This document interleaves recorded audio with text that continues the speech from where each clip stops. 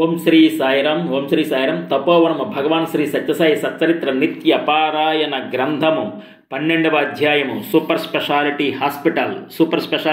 ఇందులో 5 important topics. Number 1, super speciality hospital నిర్మాణం ఒక వండర్. నెంబర్ 2, ఆపరేషన్ చేసింది ఎవరు. నెంబర్ 3, ప్రసాదం ప్రభావం. నెంబర్ 4, అవతార పురుషుడు అవతరించినప్పుడు హాస్పిటల్ ఎందుకు. నెంబర్ 5, ఒక్కొక్కరికి ఒక్కొక్క వైద్యం.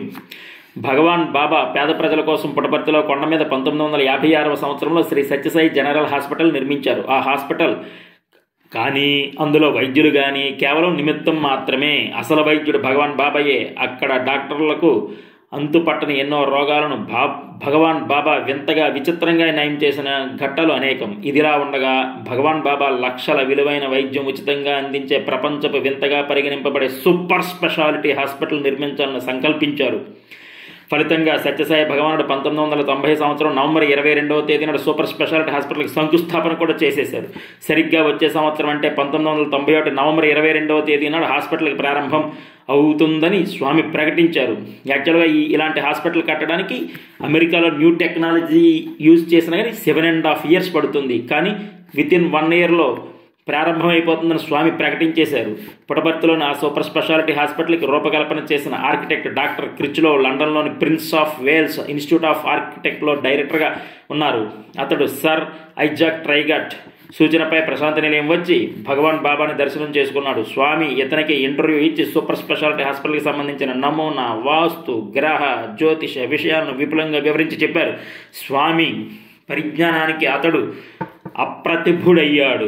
అతడు లండన్ వెళ్ళి స్వామి చెప్పిన ప్రకారం డిజైన్ తయారు చేయడానికి ఎంతగానో ప్రయత్నించాడు. కానీ అతనికి సాధ్యం కావటం లేదు.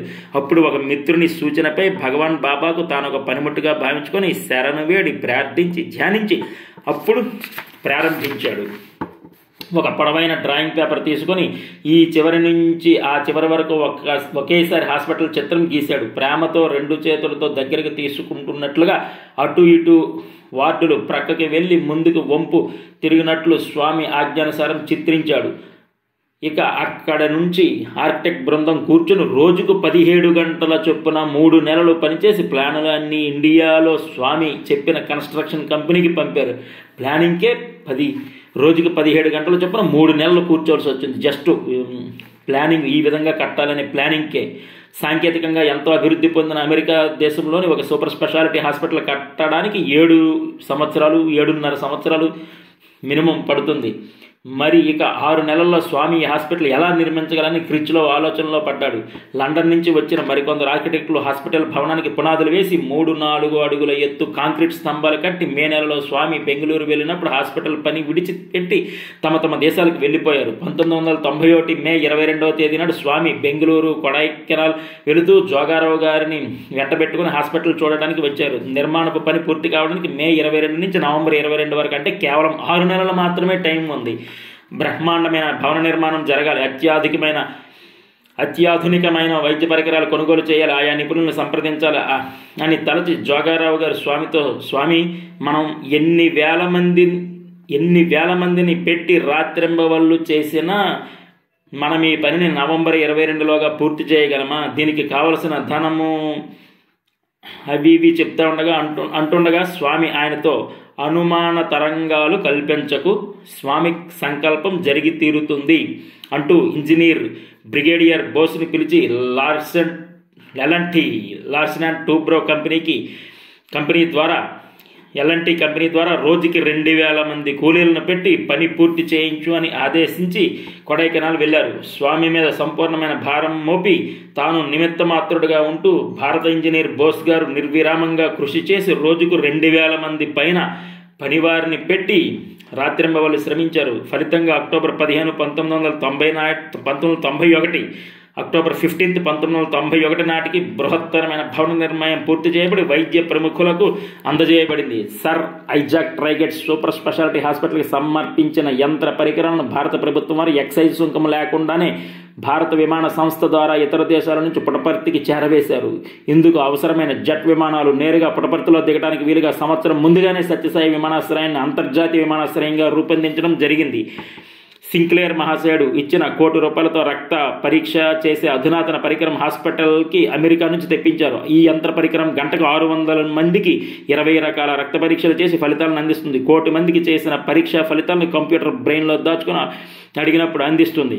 చివరకు 1991 నవంబర్ 22వ తేదీ రానే వచ్చింది. శ్రీ సత్యసాయి పరమాత్మ సంకల్పానుసారంగా మొదటి రోజునే 4 ఓపెన్ హార్ట్ సర్జరీలు జరిగాయి. ఎంత అద్భుతం! సంవత్సరం క్రితమే ప్రారంభోత్సవం తేదీ ప్రకటించారు. 6 నెలల క్రితం కేవలం పొలాలు మాత్రమే ఉన్నాయి. 5.5 నెలల్లో బృహత్తరమైన భవన నిర్మాణం జరగడం, ప్రపంచంలోనే అరుదైన సాంకేతిక యంత్ర పరికరాలు నేరుగా పుట్టపర్తి విమానాశ్రయంలో దిగటం, అనుకున్న రోజునే ప్రారంభోత్సవం జరగటం, ఆ రోజునే ఓపెన్ హార్ట్ సర్జరీలు సక్సెస్ అవటం ఎంత విచిత్రం!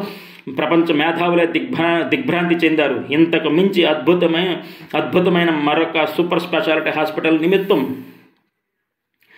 బెంగళూరులో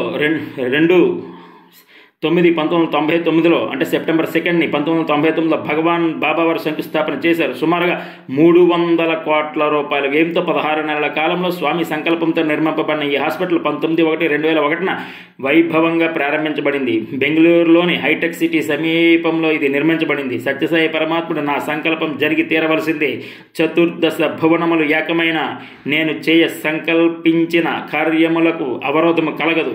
నా అనంత మహిమను ఎట్టివారును గ్రహింపలేరు. బ్రహ్మాదులకు కూడా నా మహిమ అగోచరము. అటువంటి నా మహిమలో 1,000,000 అంశములైన మానవులో ఎంతటి ధీశాలి కూడా గ్రహింపజాలడు అన్న దివ్యవాక్కులకు మనమే నాడు మరువకూడదు. నెక్స్ట్ సెకండ్ టాపిక్, ఆపరేషన్ చేసింది ఎవరు? ఒక రోజున ఒక తండ్రి 9 సంవత్సరాల వయసున్న తన కుమారుణ్ణి తీసుకువచ్చి సూపర్ స్పెషాలిటీ హాస్పిటల్లో గుండె పరీక్ష చేయించాడు. అతడి స్థితి ఎంత మాత్రమూ బాగోలేదు. అతని గుండెలో 9 రంధ్రములు ఉన్నవి. అతడు ఆపరేషన్కి తట్టుకోగల స్థితిలో కూడా లేడు. డాక్టర్లు అతనికి ఆపరేషన్ చేయమని చెప్పారు. ఆ రోగి తనకు ఎలాగైనా ఆరోగ్యాన్ని ప్రసాదించమని స్వామిని వేడుకొనసాగాడు. సాయి భగవానుడు అతని ప్రార్థన ఆలకించారు. ఒకరోజు ఉదయం భగవాన్ బాబా డాక్టర్లతో సంభాషిస్తూ ఆ వ్యక్తి ఆరోగ్య స్థితి గురించి అడిగారు.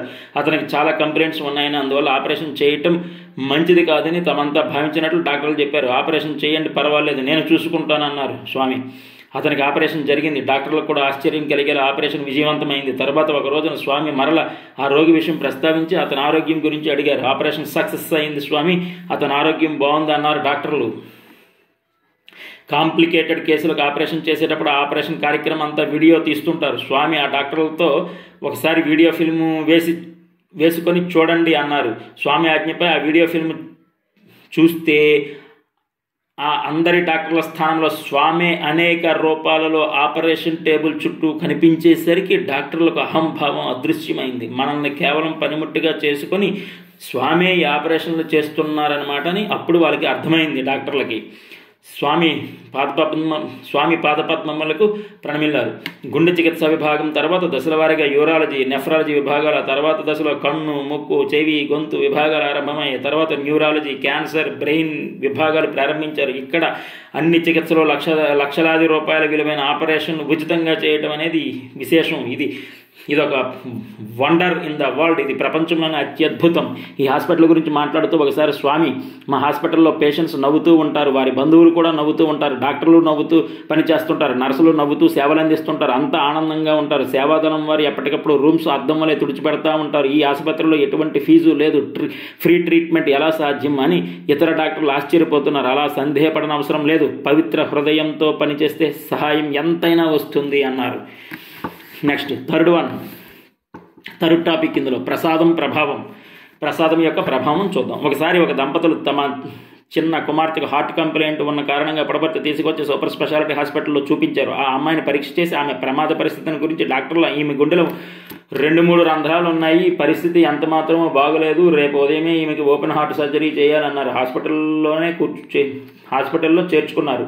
అమ్మాయి తండ్రి ఆందోళనతో మర్నాడు ఉదయమే భగవాన్ బాబా దర్శనం చేసుకుని వద్దామని, వీలైతే స్వామికి విషయం చెప్పి ఆశీస్సులు తీసుకుందామని ప్రశాంత నిలయం వెళ్ళి దర్శనం కోసం కూర్చున్నాడు. దయామయుడైన స్వామి దర్శనం ప్రసాదిస్తున్న సమయంలో ఒక బాలుడు పుట్టినరోజు సందర్భంగా తాను తెచ్చిన చాక్లెట్లను స్వామి నలుగురికి విసిరివేయగా ఒక చాక్లెట్ వచ్చి ఆ తండ్రి ఒడిలో పడింది.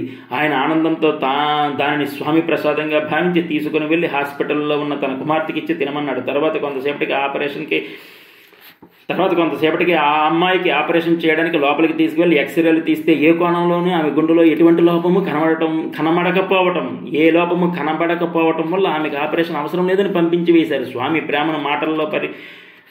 ప్రేమను మాటల్లో వర్ణించడం ఏ మానవ మాత్రునికైనా సాధ్యమైన పనేనా? అది స్వామి యొక్క విశేషాలు. నెంబర్ 4, అవతార పురుషుడు అవతరించినప్పుడు హాస్పిటల్ ఎందుకు? మరి అవతార పురుషుడు అవతరించినప్పుడు హాస్పిటల్ ఎందుకు అని కొందరికి అనుమానం కలుగుతుంది. దానికి స్వామి ఇలా సమాధానం చెప్పారు. స్వామి కేవలం తన సంకల్పంతోనే రోగులందరికీ ఆరోగ్యం ప్రసాదించవచ్చు కదా, ఇంకా హాస్పిటల్ ఎందుకు అని కొందరు అనుమానం వస్తుంది. కానీ ఒక్క మాట, నాది కేవలం ఈ ఒక్క హాస్పిటల్ మాత్రమే కాదు. ఒక వ్యక్తికి మద్రాసులో ఒక హాస్పిటల్ ఉన్నదనుకోండి, అతడు శక్తిహీనులై పిల్లలకు వైద్యం చేసి ఆరోగ్యం ప్రసాదిస్తుంటాడు. అది కూడా నా హాస్పిటలే. నిజానికి అన్ని చోట్ల అన్ని హాస్పిటల్స్ నావే. నేను వాటన్నింటినీ చూస్తుంటాను. అంతెందుకు, ఎవరెవరు ఎక్కడ నుంచి హృదయపూర్వకంగా సహాయం కోసం నన్ను ప్రార్థిస్తారో, వేరే భాషలో పిలిచిన హాస్పిటల్ నుంచి కానీ ఇంటి నుంచి కానీ ఎక్కడి నుంచి పిలిచిన వారందరూ నావారే. నన్ను కేవలం ప్రశాంతి నిలయం చుట్టూ ఉన్న కొద్ది ఎకరములకు మాత్రమే పరిమితం చేయకండి. ప్రశాంతి కోసం ఎవరు ఎక్కడి నుంచి ప్రార్థిస్తే అక్కడే ఒక ప్రశాంతి నిలయం ఏర్పడుతుంది.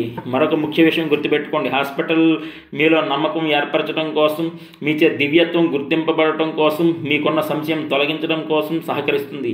అది కూడా అవసరమే. కొందరికి మందుల మీద, ఇంజక్షన్ల మీద నమ్మకం ఎక్కువ. అటువంటి వారికి కూడా వైద్యం అందించి తృప్తి కలిగించడం నా విధి. వారికి ఇంకా భగవంతుని అనుగ్రహం మీద నమ్మకం దృఢం కాలేదు. కాబట్టి అటువంటి వారి కోసం హాస్పిటలే అవసరం. నెక్స్ట్ టాపిక్, ఒక్కొక్కరికి ఒక్కొక్క వైద్యం. ఒకసారి ప్రశాంత నిలయంలోని పాత హాస్పిటల్లో పనిచేస్తున్న డాక్టర్ సీతారామయ్య గారికి ఆరోగ్యం బాగుండక తన గదిలో పడుకొని ఉన్నారు. అప్పుడు భగవాన్ బాబా గదికి వెళ్ళి ఆయనను పరామర్శించి దగ్గర కూర్చొని యాపిల్ పండు మొక్కలు కోసి ఆయనకు పెట్టి వచ్చారు. ఆ సమయంలో స్వామితో పాటు కస్తూరి గారు కూడా ఉన్నారు. కస్తూరి గారు మనసులో, ఆహా, ఈయనకు అనారోగ్యం అనేది ఎంత ఉపకారం చేసింది. స్వామి స్వయంగా గదికి వచ్చి పరామర్శించి పండు కోసి మొక్కలు చేసి అందించారు. ఇలా నాకు కూడా అనారోగ్యం కలిగితే బాగుండు అనుకున్నారు. కొన్నాళ్ళకు కస్తూరి గారికి వెన్నుముక బాగా నొప్పి చేసి కదలలేని స్థితిలో ఉన్నారు. అప్పుడు స్వామి తన దగ్గరకు వస్తారు కాబోలు అనిపించింది ఆయనకు. ఆ సమయంలో స్వామి కస్తూరి గారిని వెంటనే తన గదికి రమ్మని కబురు చేశారు. ఇక తప్పని పరిస్థితుల్లో ఆయన నిదానంగా స్వామి గదికి చేరుకున్నారు. స్వామి ఆయనకు ఒక క్రొత్త సంవత్సరం క్యాలెండర్ల కట్ట ఒకటి ఇచ్చి, నిలయంలో ప్రతి గదికి నీవు వీటిని స్వయంగా తీసుకుని వెళ్ళి ఒక్కొక్క గదిలో ఒక్కొక్క క్యాలెండర్ ఇచ్చిరా వెళ్ళు అని ఆజ్ఞాపించారు. అంతే, మళ్ళీ మాట్లాడకుండా ఆ క్యాలెండర్లన్నింటినీ ఆయనే స్వయంగా తీసుకుని బయలుదేరి నిలయంలోని అన్ని అంతస్తుల్లో అన్ని గదులకు వెళ్ళి వచ్చి ఇచ్చారు. అప్పుడు కొందరు ఆయన అవస్థ చూసి, మీరెందుకు ఇబ్బంది పడటం, మేమిచ్చి వస్తాము అన్నారు. కస్తూరి గారు ఒప్పుకోలేదు. పోనీ కనీసం ఆ క్యాలెండర్ల కట్ట మేము మోసుకు వస్తాము అన్నారు. కస్తూరి గారు ఒప్పుకోలేదు. నేను ఎందుకు ఒప్పుకోలేదో వాళ్ళకేమి తెలుసు అంటారు కస్తూరి గారు. ఎవరికి ఏ వైద్యం అవసరమో సాయినాథునికి తప్ప ఎవరికి తెలుసు. ఎవరికి ఏ వైద్యం అవసరమో సాయినాథునికి తప్ప ఎవరికి తెలుసు. ఓం శ్రీ సత్యసాయి పరబ్రహ్మణే నమః. 12వ అధ్యాయం completed successfully. Love all, serve all, help ever, hurt never. సమస్త లోకా సుఖినో భవంతు. సర్వే జనా సుఖినో భవంతు. సమస్త లోకా సుఖినో భవంతు. ఓం శాంతి శాంతి శాంతి. Thank you.